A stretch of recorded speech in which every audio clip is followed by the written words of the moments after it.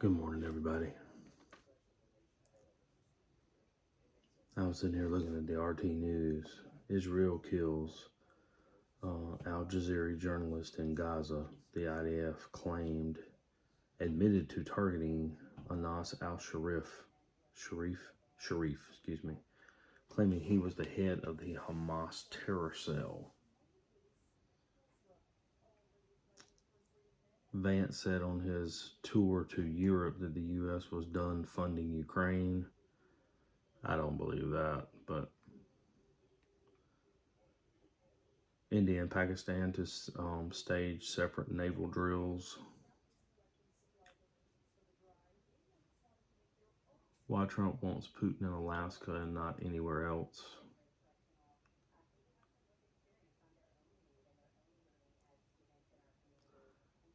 Netanyahu bets on Gaza to save himself. They don't want to end the war. I don't think Netanyahu wants to end the war either. He was under indictment before that war started.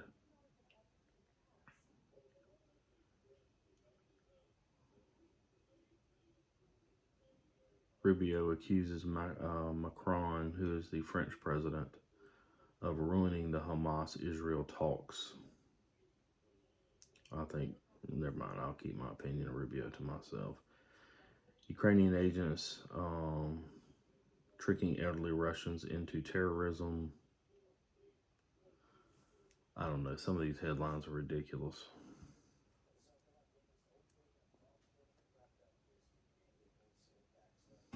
Russian court finds Jesus Christ. Okay, I've got to see what. A man named Jesus Christ has been fined in Russia's city of Kazan for violating immigration laws by illegally registering foreign nationals in a tiny apartment.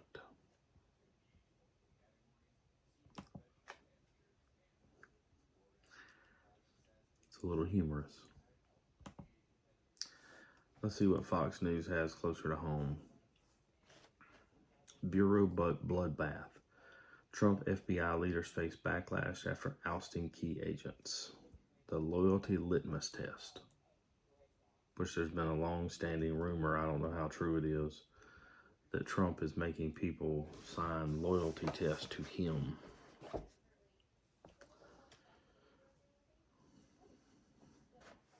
But that was also done during the Obama administration too, so that's not anything new that presidents do.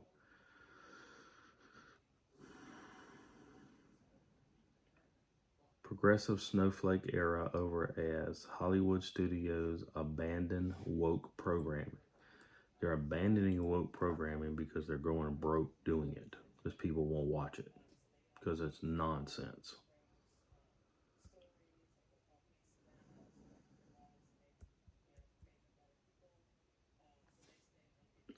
Let's see what Alex Jones has to say this morning. Always interesting. Shooting during teen takeover rocks trendy D.C. enclave as Trump vows to regain control of the nation's capital. Yeah, he was talking about deploying 1,000 National Guard troops to help with security. They've done it before when they help with logistical stuff with local police. But now he's talking about using them as actual security personnel. Chaotic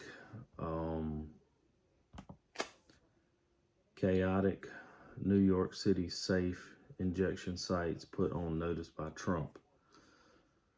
These are the sites that addicts can go to get clean needles, that sort of stuff.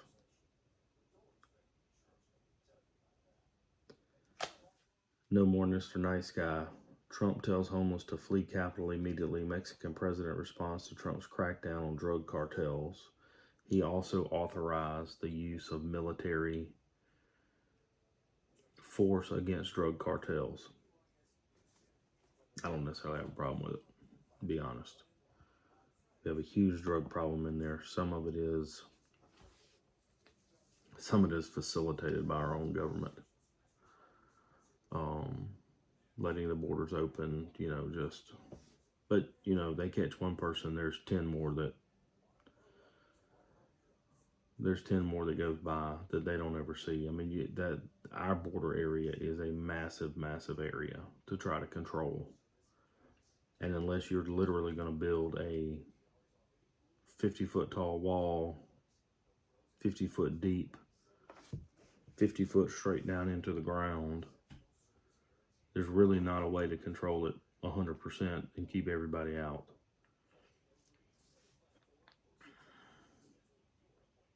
Venezuelan illegal arrested for killing wheelchair-bound victim in hit-and-run collision in Colorado.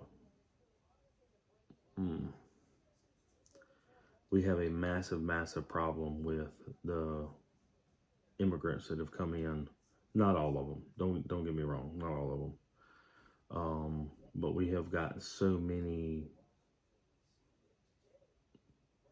immigrants that have come in that are not supposed to be here, that are released from jail, that sort of stuff.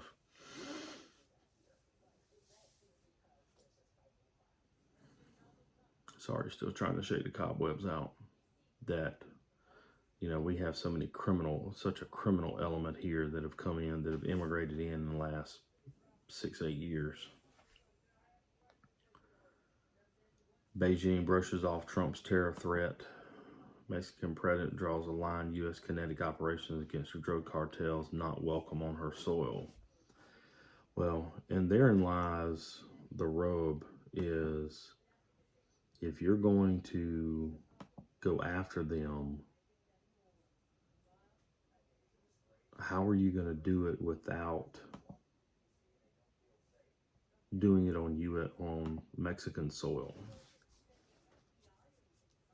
I mean, they're a sovereign state. They're a sovereign nation. Now, we're not really worried about Mexico militarily, but they still are our neighbor. They still are a sovereign nation. We can't just jump in the truck and drive down there. I don't know. A few recon units. MARSOC go in there. A few Navy SEAL deployments. Handle a whole lot of business.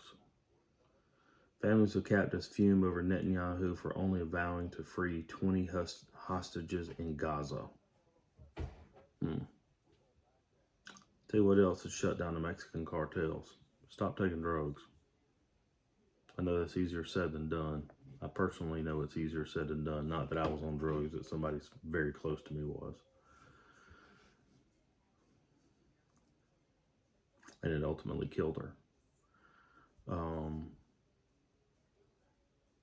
Get off of them. Don't ever start. Somebody's trying to get you to take drugs. That's not somebody you need in your life. I don't care who they are. Mother, brother, sister, husband, wife, whatever. Get away from those people. Some people can do it recreationally, and that's fine. You shouldn't even be doing it recreationally. You're still fueling this problem. The Israeli war has been going on with Gaza with Hamas for 675 days. I didn't realize it's been quite that long. Is Australia to recognize Palestine state next month? New Zealand weighs following suit. There will be judgment in the land if that happens. Make no mistake about that. Make no mistake about that. Israel has lost. I don't agree with what the Israeli government's doing, don't get me wrong. But God gave all that land to Israel. And it has been slowly, slowly taken away from them. If they come up with a two-state land problem, or a two-state solution to the problem, I believe there'll be judgment in the land. God's not going to put up with that. Which kind of leads us into our devotional for today, finding new strength. We live in times that are getting more and more perilous. You've got to find strength where you can. How quickly we forget God's great deliverances in our lives. And we do. We tend to think about only the stuff he doesn't do, not the stuff that he does do. How easy we take for granted the miracles he has performed, yet the Bible tells us over and over, remember your deliverances. Exodus 13:3. He delivered an entire nation out of Egypt's hands. We are so like the disciples.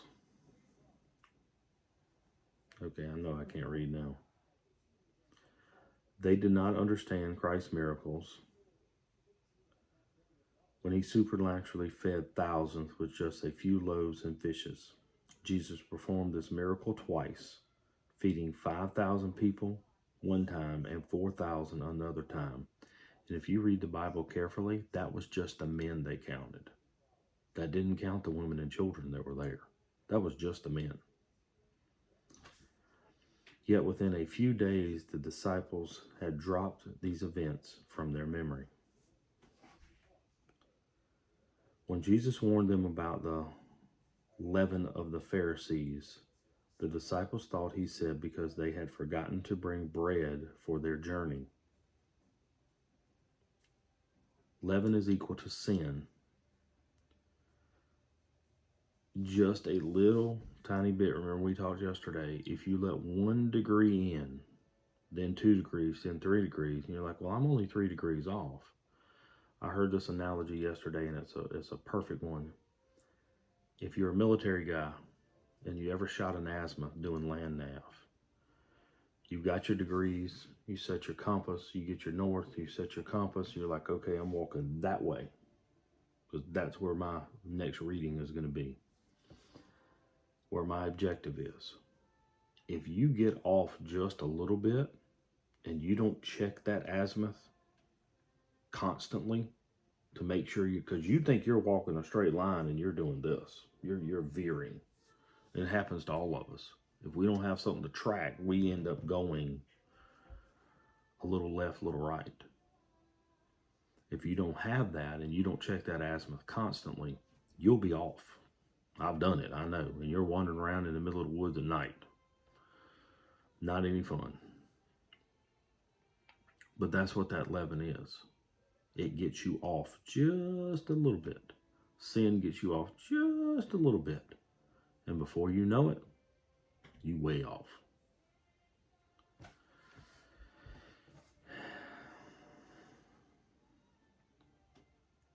Jesus warned them about the leaven of the Pharisees. The disciples thought he said this because they had forgotten to bring bread for their journey. But Christ answered them, do you not remember the 5 loaves and how many baskets you took up? Not the 7 loaves or the 4,000, how many large baskets you took up. Matthew 16:9-10. And he had leftovers. According to Mark, Christ was overwhelmed by how quickly his disciples had forgotten. See Mark 8:17-19. What do these passages tell us clearly? None of these disciples stopped to consider what was happening as those miracles feeding took place. As they walked among the crowds carrying their baskets, passing out loaves and fish that multiplied miraculously before their eyes, I imagine them falling on their knees crying, how is this possible? Oh Jesus, you truly are Lord. How quickly we forget. And human beings are very good at that. I can see them urging the people they served, here, feast on miracle food sent from glory. Jesus has provided it. The disciples saw these miracles with their own eyes, yet somehow the significance did not register with them. They did not understand the miracles. Likewise, today, you and I forget God's miracles in our lives. That's why we always need to give thanks. For the things we remember, for the things we don't remember, for the things we see and the things we don't see. You might want to take a minute and give thanks for the things that you asked for that God didn't do, that you didn't need.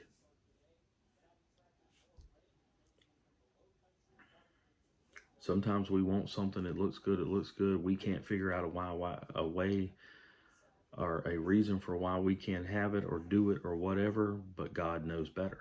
And God's like, nah, I'm not gonna let you do that. We're not gonna do that.